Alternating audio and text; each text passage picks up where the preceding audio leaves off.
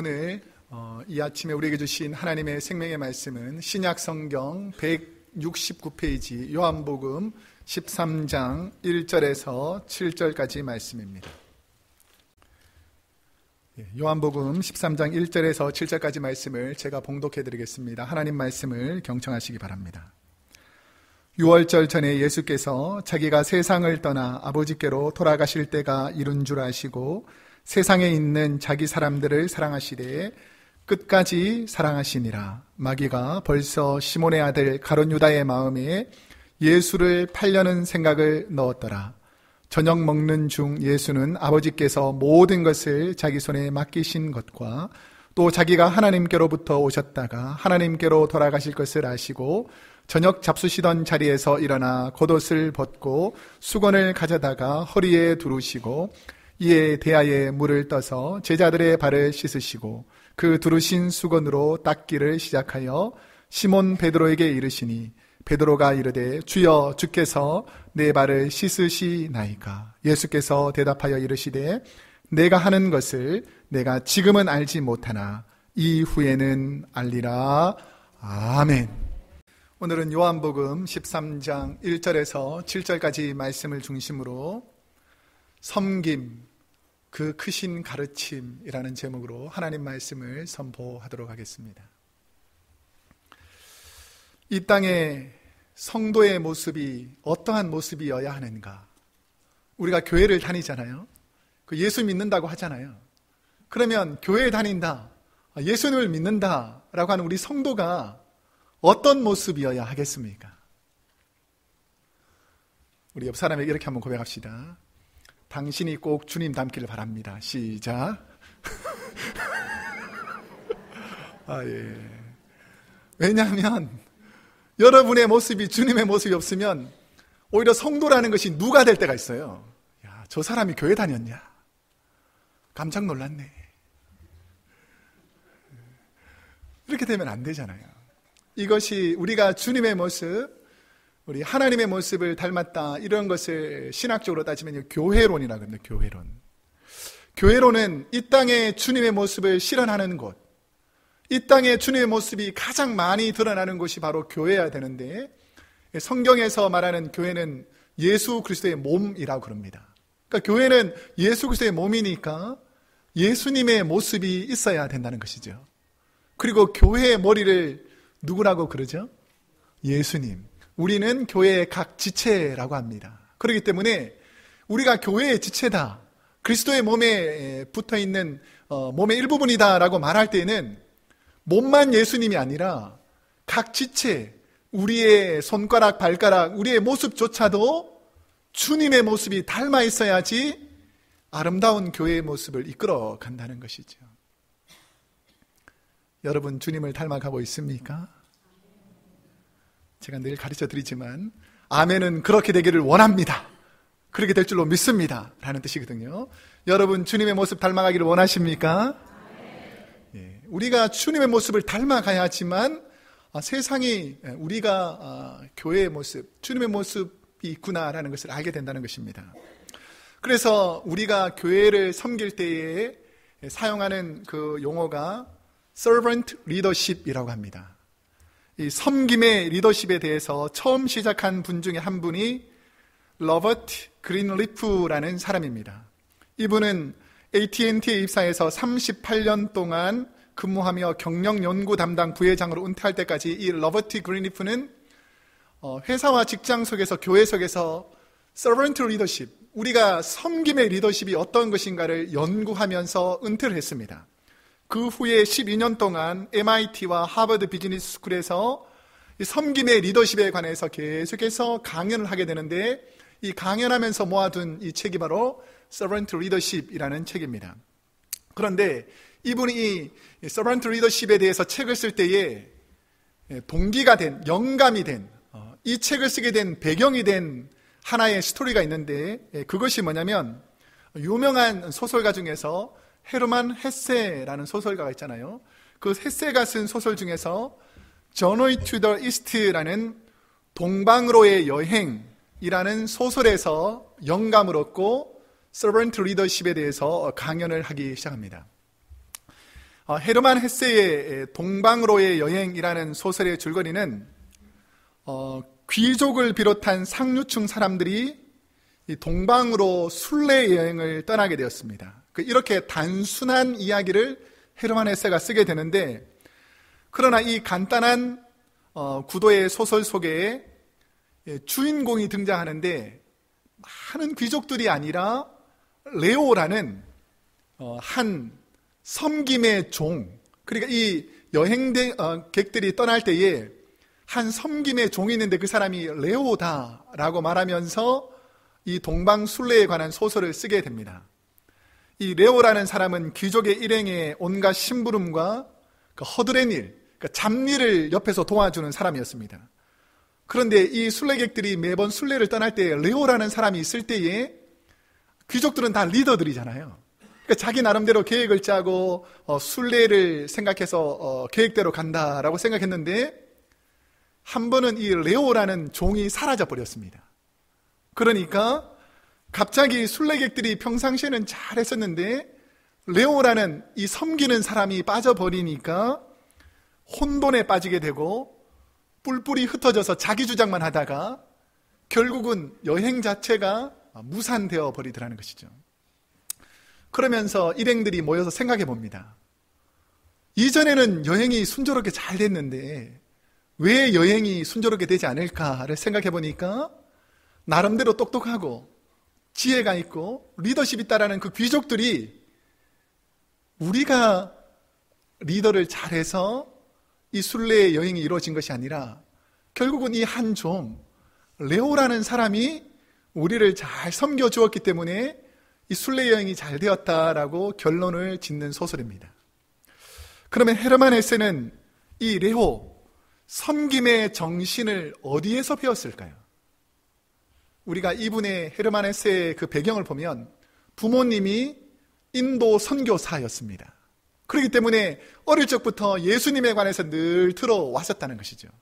그리고 헤르만 헤세 자체도 신학교를 다니다가 중퇴할 정도로 기독교적인 성향이 아주 깊게 있었습니다. 그렇기 때문에 헤르만 헤세가 얻었던 이 레오에 대한 영감은 바로 제자들의 발을 씻기신 섬김의 본을 보이신 예수님을 레오라는 한 인물로 묘사해서 이 소설을 써 나갔다라는 것을 알 수가 있습니다. 오늘 본문에서도 보면 우리는 성도가 교회에서 어떠한 모습으로 신앙생활을 해야 되는지에 대해서 말씀하고 있습니다. 나는 성도로서 어떻게 신앙생활을 해야 되는가?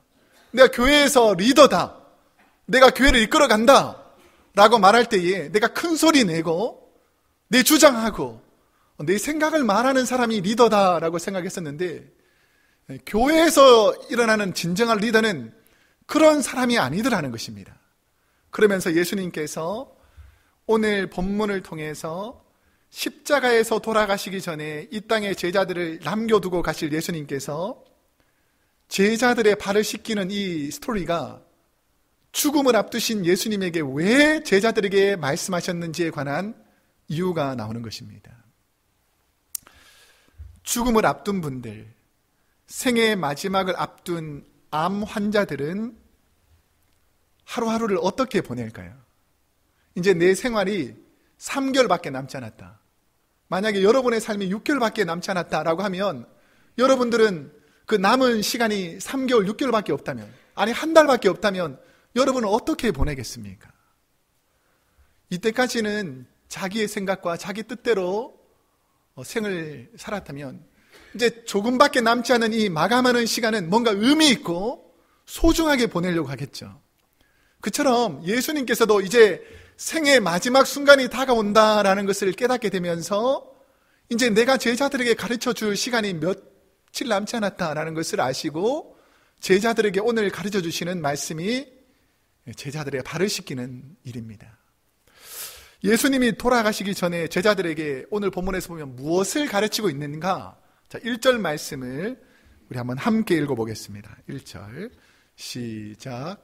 유월절 전에 예수께서 자기가 세상을 떠나 아버지께로 돌아가실 때가 이룬 줄 아시고 세상에 있는 자기 사람들을 사랑하시되 끝까지 사랑하시니라.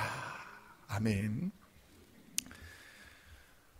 예수님께서 제자들에게 가르치는 이 가르침의 가장 기본이 되는 것이 무엇이냐면 변하지 않는 사랑, 끝까지 사랑하는 사랑으로 섬겼다는 거예요. 내가 교회에서 섬길 때에 마지못해서 내가 직분을 맡았으니까 억지로 섬기는 것이 아니라 내가 이 사람을 사랑하는데 끝까지 사랑하는 마음을 가지고 섬겨나갔다라는 것입니다. 이 세상에서 변하지 않는 사랑이 있을까요? 혹시 결혼할 때 어떻게 고백했습니까? 당신만을 사랑하겠습니다.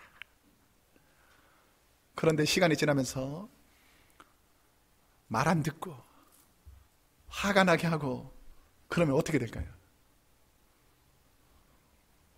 이 사람하고 내가 왜 결혼했어?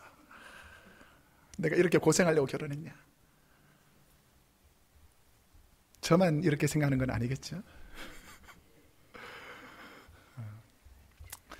우리가 변함없이 사랑할 것 같지만 그 사랑이 상황과 환경에 따라서 늘 바뀌더라는 거예요. 오늘은 너무 좋다고 막 박수치고 당신 없이 못 살아 그랬는데 내일 화가 나게 하면 당신하고 내가 결혼한 걸 두고두고 후회한다고 늘 소리 지르는 것이 부족한 우리인데, 예수님은 자신을 조금 지나면 은 30에 팔아먹을 제자들, 그리고 조금 지나면 주님을 모른다고 부인하고 막 맹세하고 저주할 그런 제자들도 똑같은 사랑으로 사랑하시는 주님이라는 것입니다. 서울에 가보면 남산타워라고 있는데, 그 남산타워의 하나의 관광 명소 중에 하나가 자물쇠를 잠궈가지고 연인들이나 사랑하는 사람들이 자물쇠를 하고 열쇠를 가져가서 자물쇠를 딱 잠궈놓고 열쇠를 이렇게 멀리 탁 던지면서 우리의 사랑은 누구도 풀 수 없다 라고 꼭 이렇게 묶어둔대요. 풀릴까요? 안 풀릴까요? 묶어두기는 묶어두는데 우리가 아무리 의지를 들여도 우리는 시간과 상황에 따라서 마음으로는 사랑합니다 라고 말하는데 늘 변하는 것이 사랑이라는 것입니다. 그런데 인간의 사랑은 환경과 조건에 따라서 언제든지 바뀔 수 있는 사랑이지만, 말로는 사랑합니다 라고 말하면서도 자신의 뜻과 맞지 않으면, 자신의 생각대로 되지 않으면 언제든지 변하는 것이 인간적인 사랑이더라는 것이죠. 그런데 오늘 주님께서 말하는 사랑은 자기 사람을 사랑하시되 끝까지 사랑하는 사랑이라는 거예요. 우리 교회 안에 그런 사랑이 있기를 축복합니다. 우리 성령님을 의지하는 마음에서 옆 사람에게 당신을 끝까지 사랑하겠습니다. 시작. 요 순간만 말고 힘들게 할 때도, 어렵게 할 때도, 낙심을 줄 때도, 나를 팔아먹으려고 할 때도, 나를 부인한다 할지라도 주님의 사랑을 가지고 끝까지 사랑하겠다. 이것이 바로 주님이 섬기는 사랑의 시작이었다는 것입니다. 변함없는 사랑, 원수도 사랑하는 사랑, 이게 참 쉽지 않습니다. 예수님은 그 가룟 유다나 베드로, 도마 같은 사람 생각하면 이 좀 조금 지나면 나를 팔아먹고 배신하고 이런 사람을 어떻게 끝까지 사랑할 수 있냐라는 생각을 할 수 있는데,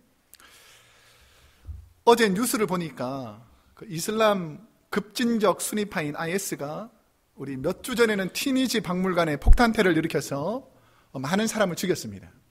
그런데 어제 뉴스를 보니까 예멘에서 한 사원에 들어가서 3명이 자살 폭탄테러를 일으켜가지고 150여 명을 죽여버리는 것이죠. 그리고 480여 명이 다치게 됩니다. 그리고 오른쪽 그림에 있는 이 사진은 필리핀이나 이 소수 지역에 가서 예수 믿는 사람들만 골라서 총살해서 죽이는 거예요.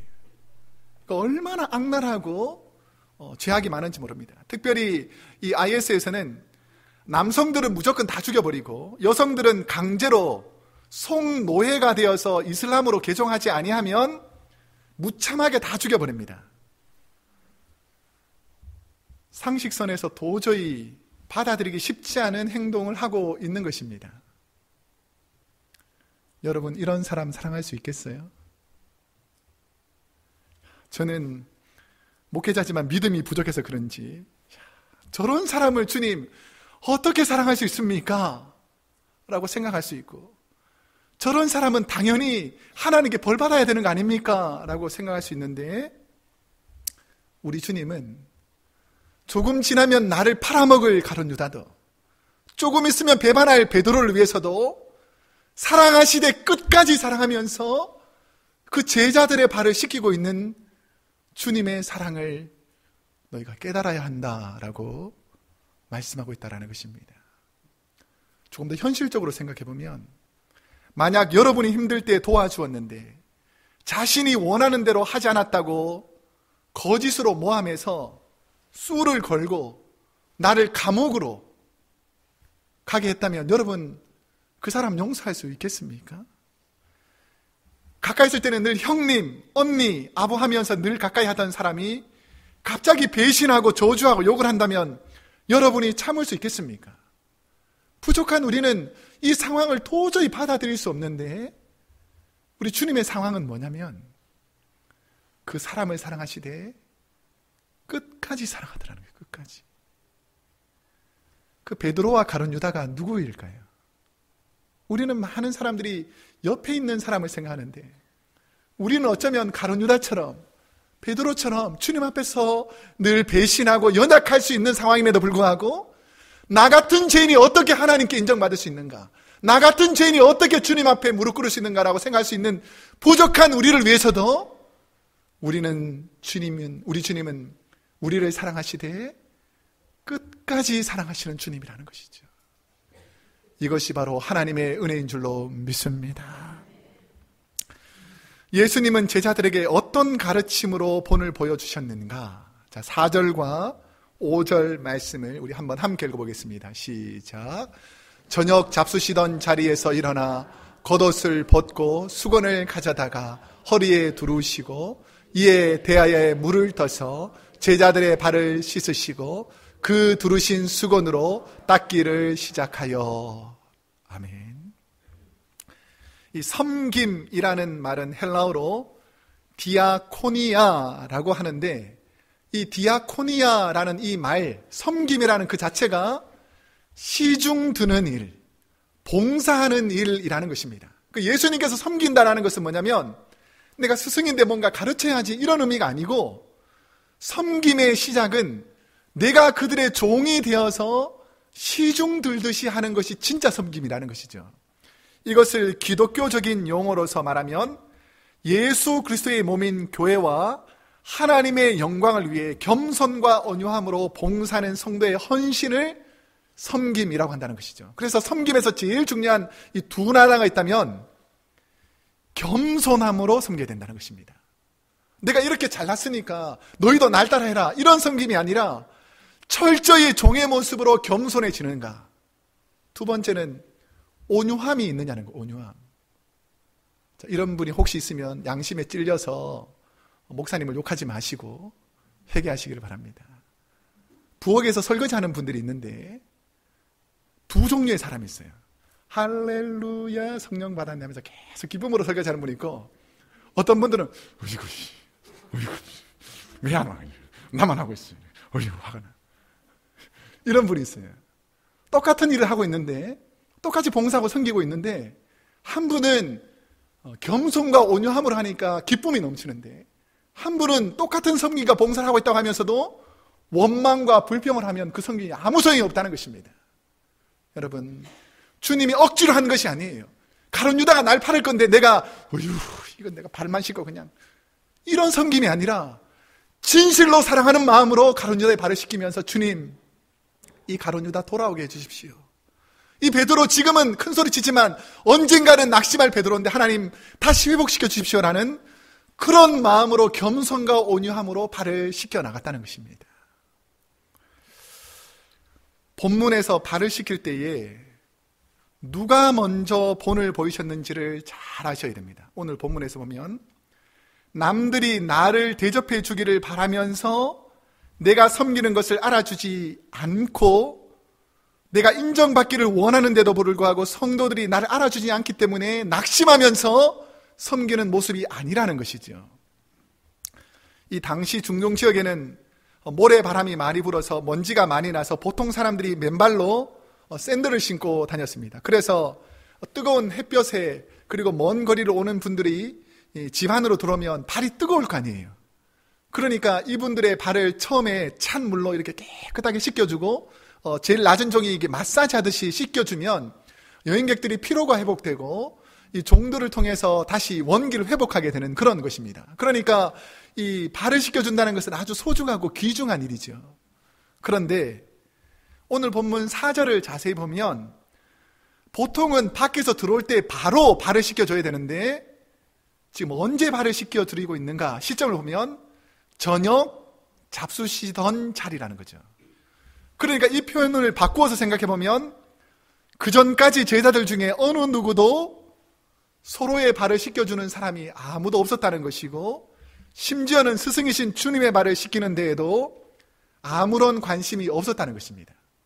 그러면 이들이 이 곳에 모여서 주로 얘기했던 것이 뭘까요? 제자들이 예루살렘 성에 가실 때 예수님 왕이 되신다면 나를 오른쪽에다가 앉혀주시고 나는 왼쪽에다 앉혀주시고 자신들이 자리를 얻는 데는 높은 위치에 있는 데는 목숨을 걸고 예수님께 아부를 하면서도 주님이 원하시는 원래 주님이 가시는 그 길이 무엇인지 아는 사람은 아무도 없었다는 것입니다. 예수님의 섬김에는 두 가지 중요한 교훈이 있습니다. 그 첫 번째 오늘 발을 씻기는 교훈에서 중요한 것이 뭐냐면 12제자가 나중에는 12명의 사도가 되어서 설교를 하면서 교회를 가르칠 스승이 될 것인데 스승은 어떤 사람인가?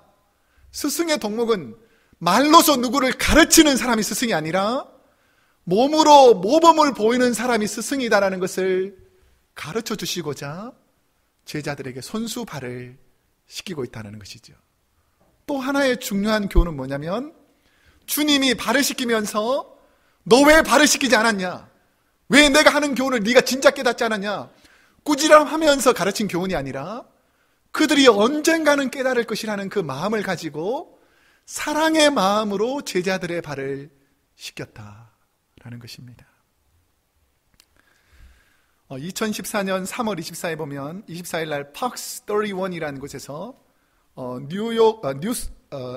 뉴스에서 미국 콜로라도주에서 초등학교 친구 사이에서 암에 걸린 같은 반 친구인 델라니 클리멘츠가 항암 치료를 위해서 머리를 완전히 깎게 됩니다. 그러니까 아이가 부끄러워서 여자아이가 머리가 빡빡 깎이니까 부끄러워서 학교 나오기가 쉽지 않잖아요. 그러니까 학교에서는 머리가 자랄 동안 집에서 좀 쉬어라 이렇게 권고를 했습니다. 근데 항암 치료를 받던 친구가 머리카락이 다 자랄 때까지 기다려야 한다는 소식을 듣고 친구인 캄린 레폼이라는 친구가 이 소식을 듣습니다. 그래서 부모님한테 허락을 받아가지고 나도 저 친구처럼 친구를 응원하기 위해서 나도 머리를 깎기를 원합니다 해서 옆에 있는 친구가 머리를 똑같이 짧게 깎습니다. 그러니까 이것에 용기를 얻어가지고 또 친구들이 나도 머리를 깎겠다라고 해서 반 친구들이 머리를 깎기 시작합니다. 그래서 자기가 부끄러워서 머리 깎여서 못 나왔다는 친구가 반 아이들이 다 머리가 깎여져 있으니까 함께 나와서 공부하게 된 이 스토리가 나오게 됩니다. 섬김은 내가 가지고 있는 입장에서 섬기는 것이 아니라 연약한 자들의 마음으로 내려가서 그들의 발을 씻길 때에 온전한 섬김이 시작되더라는 것입니다. 오래전에 미국 시카고의 한 여자아이가 7살 난 자신의 남동생인 앤드류의 머리에 튜머, 우리 매튜처럼 종양이 생겼다는 거예요. 그 이야기를 듣고 부모님이 저녁마다 늘 눈물을 흘리면서 기도하면서 안타까워합니다. 그런데 그 꼬마 여자아이가 동생에게 이런 일이 생겼다는 것을 듣고 부모님의 얘기를 듣습니다. 그러니까 부모님이 하는 말이 뭐냐면 기적이 없으면 우리 아이를 살릴 수 없는데 기적을 얻어야 되는데 하나님 기적을 주십시오. 기적을 주십시오라고 기도하는 거예요. 그리고 이 꼬마아이가 기적이 뭔지 모르니까 약국에 갑니다. 그 여자아이가 그 키가 조그마한 약국에 가서 약사에게 이렇게 요청합니다. 우리 동생이 너무 아파서 그런데 기적이란 약을 살 수 있습니까? 그러니까 약사가 얼마나 황당하겠어요.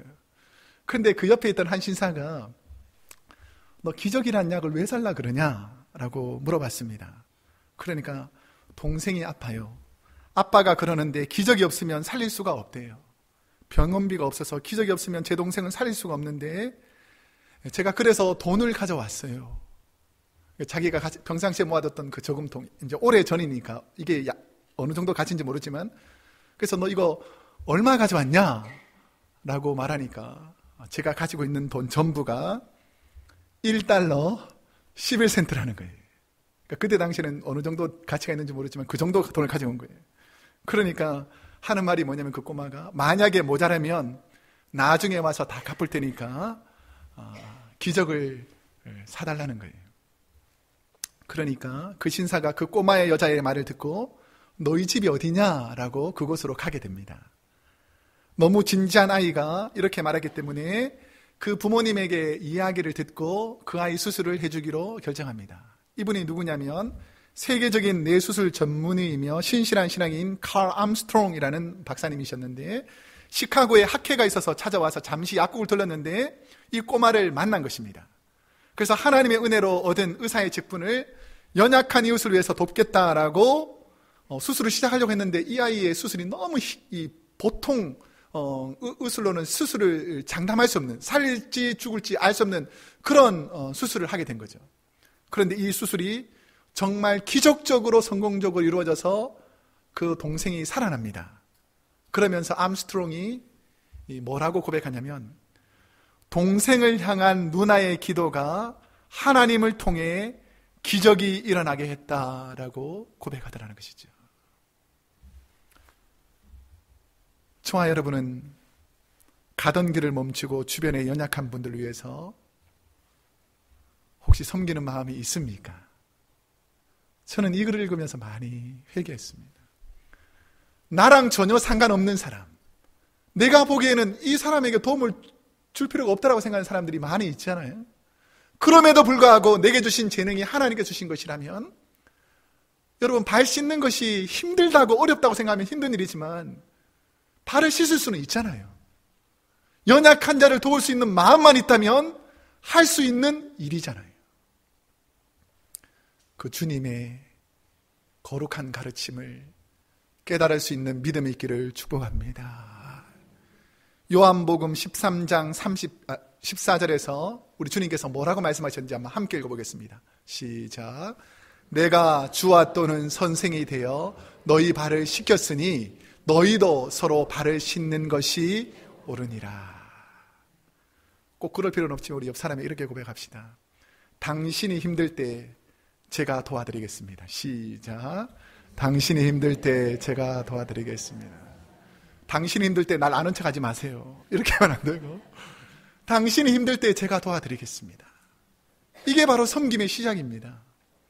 내가 힘들 때, 내가 어려울 때에 주님이 나를 도와주셨다면, 내 주위에 연약한 사람이 있을 때에 나도 주님의 사랑을 가지고 그들을 섬기겠다는 것이 바로 가르침의 올바른 정신이라는 것입니다. 주님의 그 크신 가르침, 섬김의 삶을 살려고 할 때에 필요한 것이 무엇인가? 오늘 본문 7절 말씀을 한번 읽어보겠습니다. 7절 시작.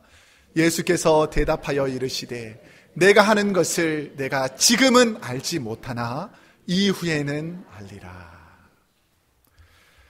교회에서 주님의 일을 하다 보면 도저히 상식적으로 이해되지 않는 많은 분들이 있습니다.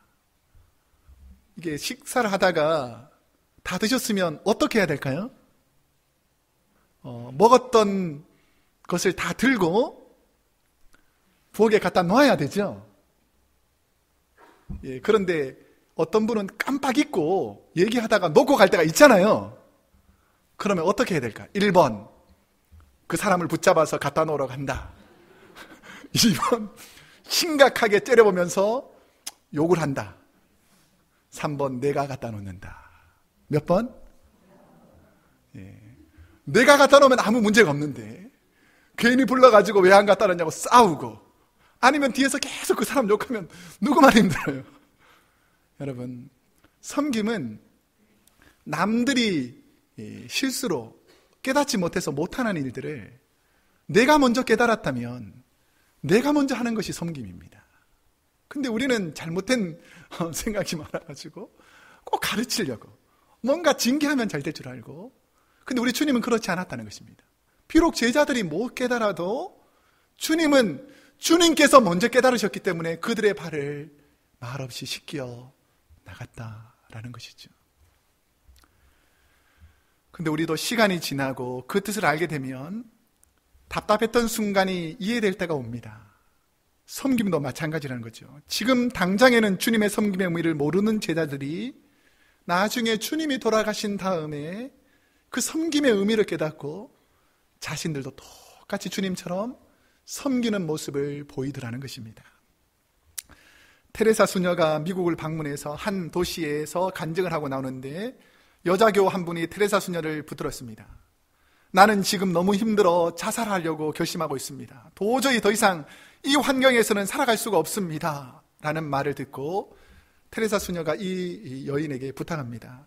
자매님, 자살하기 전에 내가 자매에게 한 가지만 요청하고 싶습니다. 내가 있는 인도의 캘거리에 와서 나와 같이 한 달만 일한 후에 그 후에 결정하면 어떻겠습니까? 라고 부탁했습니다. 이 여자 교우는 그 요청을 받아들이고 테레사 수녀를 따라서 인도 캘거리로 갔습니다. 거기서 그녀는 한 치 앞도 내다볼 수 없는 절망적인 사람들을 보게 됩니다. 오랜 배고픔과 굶주림과 질병 때문에 까맣게 말라 비틀어져가는, 죽어가는 수많은 고아들을 보면서, 그런데도 그 고아들에게 부지런히 간호하면서 치료하는 그 테레사 수녀 옆에서 자기가 배우게 된 거죠. 처음에는 자기 생각으로 가득 차서 이 세상 살 소망이 없다라고 죽으려고 그랬는데, 테레사 수녀 옆에서 그가 하는 일들을 보고 섬기다 보니까 내가 죽으면 안 되겠다는 거예요.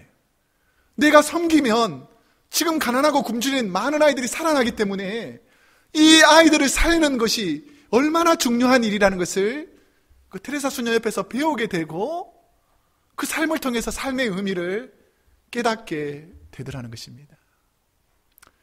여러분의 상황 보면 얼마나 절망스러워요. 우리가 우리의 것만 생각하면 얼마나 낙심될까 많습니까?